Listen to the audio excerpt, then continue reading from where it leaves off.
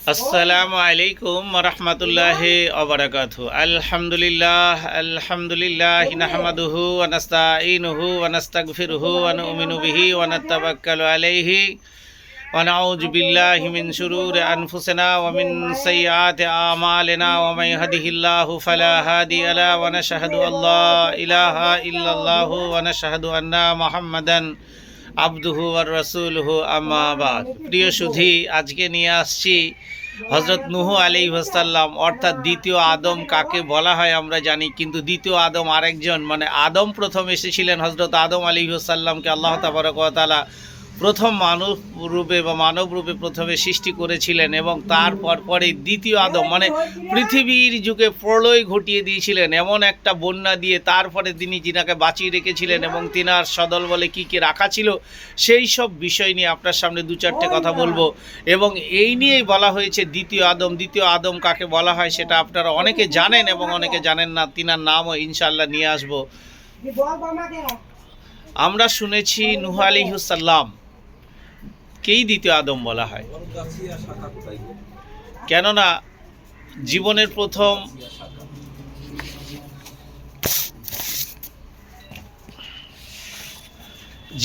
প্রথম মহাপ্লাবনে শুরু হয় মানব জাতির নতুন প্রজন্ম।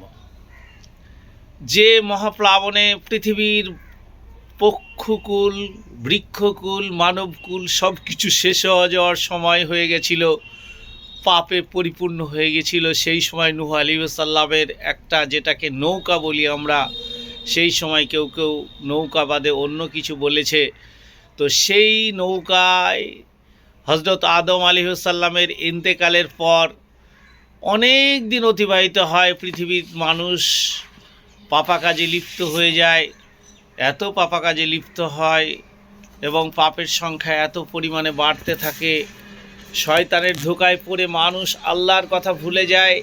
আল্লাহকে যে অনুসরণ করতে হবে সেটাও তাদের মাথায় কাজ করে না। পৃথিবীতে শান্তি বলে কিছুই নেই। এক মহান আল্লাহ তাবারক ওয়া তাআলার ইবাদত বন্দিগি ভুলে গিয়ে সৃষ্টির পূজায় মেতে ওঠে।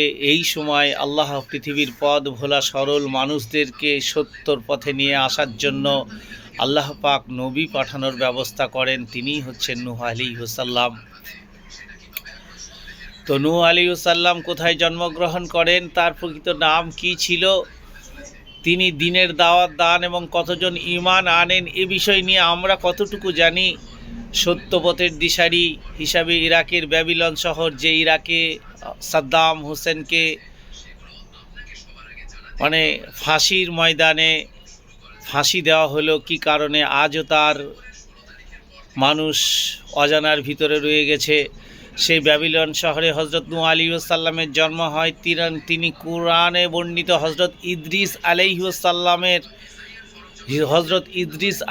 সালামের বংশধর ছিলেন। নূহ আলাইহিস সালামের আসল নাম ছিল সাকিব, কেউ কেউ বলেছে সাকির।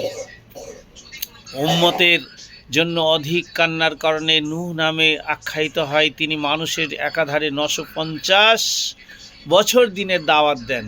মাশাআল্লাহ, এখনকার মানুষের হায়াত 60 থেকে, আমার প্রিয় হাবিব হযরত মুহাম্মদ সাল্লাল্লাহু আলাইহি ওয়াসাল্লামের উম্মতের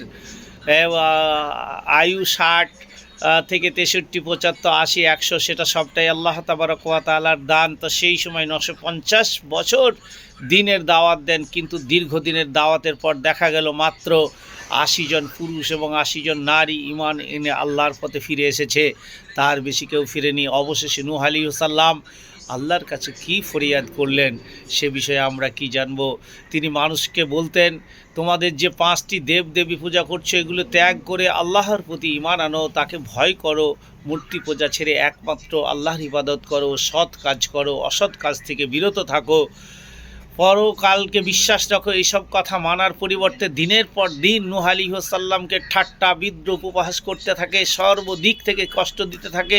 অবশেষে আল্লাহ ওহী মারফত তাকে জানিয়ে দিল, তোমার প্রতি আর কেউ ঈমান আনবে না। তখন তিনি আল্লাহর নিকট ফরিয়াদ করেন, ওগো আল্লাহ, আমার সম্প্রদায় আমার দিকে কোনোভাবেই সাড়া দিচ্ছে না, বরং তারা আরও দূরে সরে যাচ্ছে, তুমি তাদের ধ্বংস করে দাও।